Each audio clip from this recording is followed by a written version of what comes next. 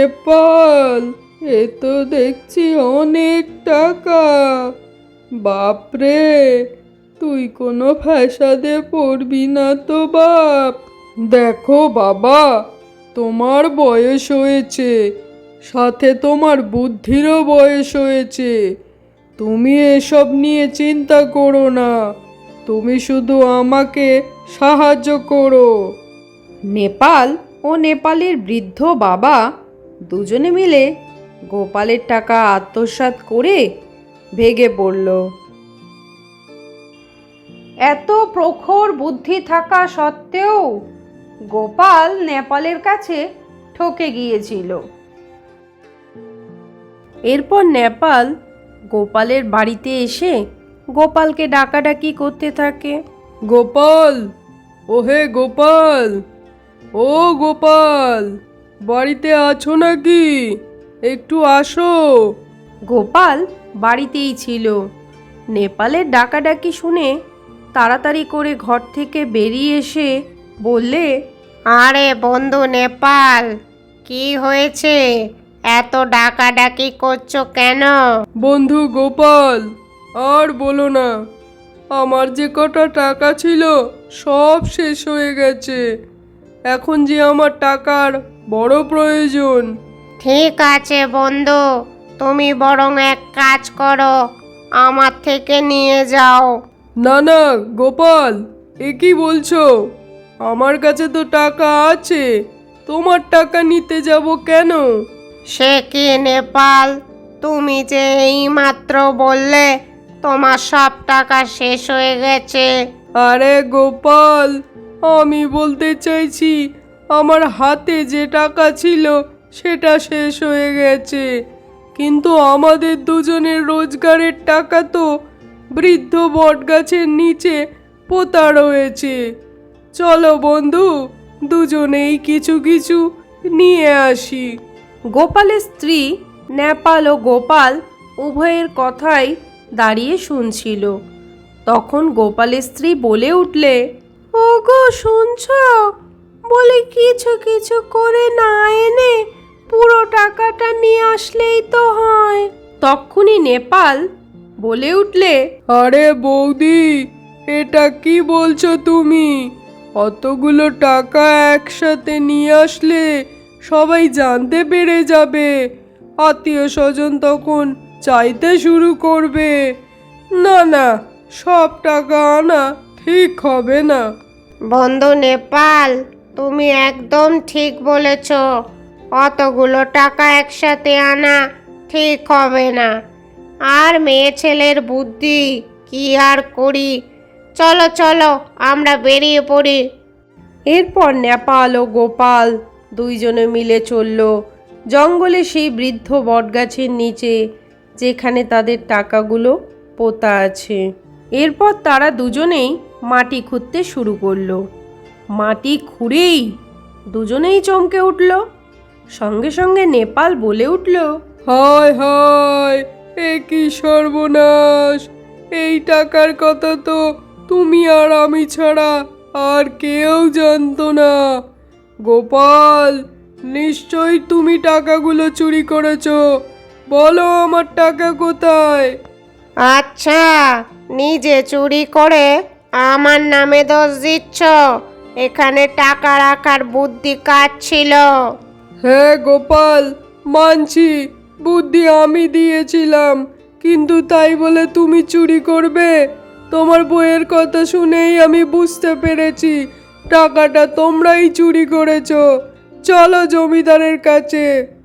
আচ্ছা, জমিদারের নাম শুনে ভয় করছে যেতে? কেন ভয় করবে কেন? আমি তো চুরি করিনি। চলো জমিদারের কাছে, জমিদারই বিচার করবে কে চোর।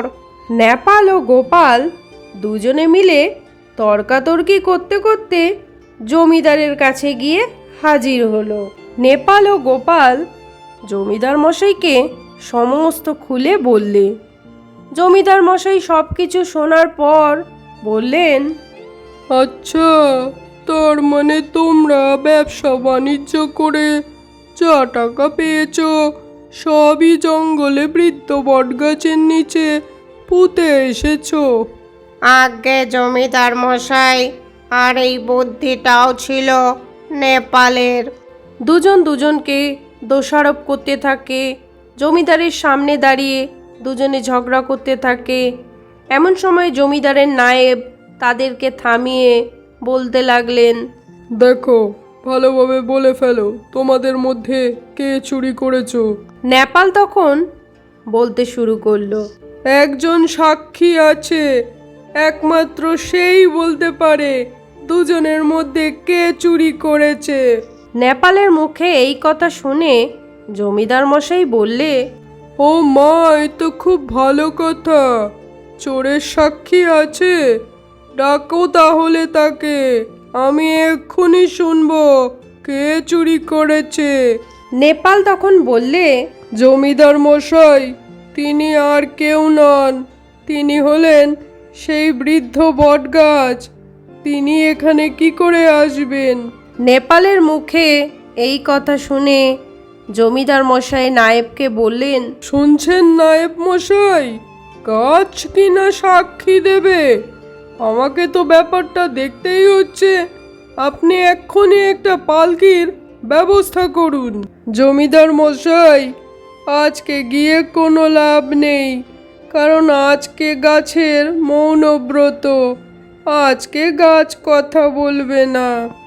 তোমরা দুজনে যে যার বাড়ি ফিরে যাও, কেউ কিন্তু পালানোর চেষ্টা করবে না। কাল আমি অবশ্যই যাব সাক্ষীর কাছে। এরপর নেপাল ও গোপাল দুজনেই যে যার বাড়ি ফিরে গেল। মনে দুঃখ নিয়ে গোপাল বাড়ি ফিরে গেল। বাড়ি গিয়ে তার স্ত্রীকে সমস্ত কথা খুলে বলল। এরপরে স্ত্রী সব শুনে বললে, হায় হায়, এ কি সর্বনাশ! আমি তোমায় আগেই বলেছিলুম টাকাগুলো পেলে হয়। হায় হায়, ঠিক আছে, কাল যখন তুমি যাবে তোমার সাথে জঙ্গলে আমিও যাব। গোপালের স্ত্রী সেও ছিল বুদ্ধিমতী। গোপালের মুখে সমস্ত কথা শুনে সেও জঙ্গলে যেতে চাইল গোপালের সাথে। তারপর কি হলো দেখতে থাকো। এদিকে নেপাল তার বৃদ্ধ বাবাকে শেখাতে লাগলো, দেখো বাবা, কাল সকাল বেলায় সবাই ওই জঙ্গলে বৃদ্ধ বটগাছের নিচে হাজির হবে। তুমি কিন্তু আগে থেকে গাছের কোটরের ভেতর ঢুকে থাকবে। যখনই তোমায় প্রশ্ন করবে তখনই তুমি উত্তর দেবে। নেপালের বৃদ্ধ বাবা তখন নেপালকে বললে, আচ্ছা বাবা নেপাল, কোটরের মধ্যে যদি সাপ থাকে তাহলে তো আমাকে ছোবল মেরে দেবে। বাবা, তুমি এত চিন্তা করো না, তোমার কিচ্ছু হবে না। চলো, রাত থাকতে তোমাকে গাছের কোটরে বসিয়ে দিয়ে আসি। সকালবেলায় সবাই হাজির হবে। প্রশ্ন জিজ্ঞাসা করলেই তুমি শুধু ওই একটা উত্তরই বলবে। কেমন, মনে থাকবে তো? এরপর নেপাল রাতারাতি তার সমস্ত কাজ সেরে নিল। পরদিন সকালে সবাই বৃদ্ধ বটগাছের নিচে হাজির হলো। জমিদার সহ নায়েব মশাই, এদিকে গোপাল ও গোপালের স্ত্রী, সাথে পাড়া প্রতিবেশী অনেক লোক সেইখানে হাজির হলো। নায়েব মশাই গাছকে প্রশ্ন করলেন, আচ্ছা বৃক্ষ, বলো, কে চোর? কে চুরি করেছে? গোপাল চুরি করেছে। উপস্থিত সকলেই অবাক যে গোপাল চোর।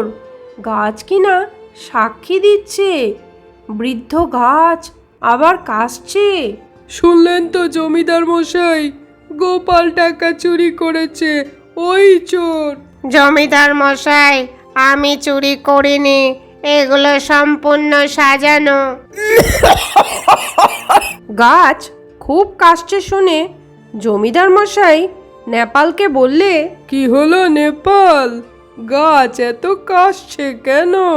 জমিদার মশাই, গাছের বয়স হয়েছে, গাছের ঠান্ডা লেগেছে, তাই গাছ কাশছে। গোপালের স্ত্রী তখন জমিদারকে বললে, জমিদার মশাই, আমরা যখন পাপ করেছি এর প্রায়শ্চিত্ত আমরা এখানেই করব। বলে গিন্নি, আমি তো চুরি করিনি, তুমি কেন নিজের ঘাড়ে দোষ নিচ্ছ? শোনো, তুমি কাঠ কুড়ো জোগাড় করো, এইখানে গাছের কোটরে আগুন জ্বালিয়ে তার মধ্যে আমরা প্রায়শ্চিত্ত করব। গাছের কোটরে আগুন জ্বালানোর কথা শুনে নেপালের চক্ষু ছানা বড়া। সাথে সাথে নেপাল বলে উঠলে, গাছের কোটরে আগুন জ্বালিয়ে প্রায়শ্চিত্ত করার কি আছে? যা শাস্তি দেওয়ার জমিদার মশাই দেবেন। গোপাল ও গোপালের স্ত্রী নেপালের কোনো কথায় কান না দিয়ে তারা গাছের কোটরের সামনে আগুন জ্বালিয়ে দিল। সেই আগুনের তাপে নেপালের বাবা কাস্তে কাস্তে লাফ দিয়ে কোটর থেকে বেরিয়ে চিৎকার করতে শুরু করে। ওরে বাবা রে, জ্বলে গেল রে। এরকম দৃশ্য দেখে কারোরই আর কিছু বুঝতে বাকি রইল না। জমিদার মশাই নেপাল ও নেপালের বাবাকে প্রচণ্ড শাস্তি দিলেন আর গোপালকে তার সম্পূর্ণ টাকা পাইয়ে দিলেন। শুনলে তো বন্ধুরা নেপাল ও গোপাল দুই বন্ধুর গল্প। কেমন লাগলো অবশ্যই মন্তব্য করে জানিও। আর যারা চ্যানেলে নতুন আছো তারা অবশ্যই চ্যানেলটিকে সাবস্ক্রাইব করে পাশে থাকা বেলটিকে অল করে দিও। তাহলে আমি যখনই গল্পের ভিডিও পোস্ট করব তখনই তোমরা তার নোটিফিকেশান সাথে সাথে পেয়ে যাবে। আবার একটা নতুন ভিডিও নিয়ে হাজির হব। ততক্ষণ পর্যন্ত সবাই সুস্থ থেকো আর ভালো থেকো। নমস্কার বন্ধুরা।